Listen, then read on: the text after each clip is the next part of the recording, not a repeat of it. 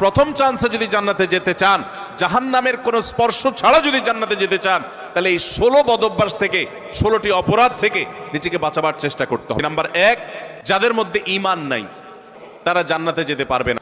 দ্বিতীয় সবচেয়ে বড় বাধা হলো আত্মীয়তার সম্পর্ক ছিন্ন করা। আত্মীয়তার সম্পর্ক ছিন্নকারী সে জান্নাতে যেতে পারবে না।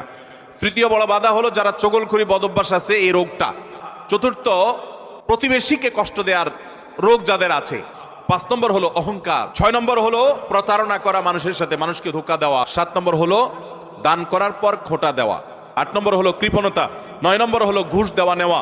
10 নম্বর হলো মা বাবার নাফরমানি করা, মা বাবার অবাধ্য হওয়া, মা বাবার অসম্মান করা। 11 নম্বর হলো মাদক আসক্ত হওয়া।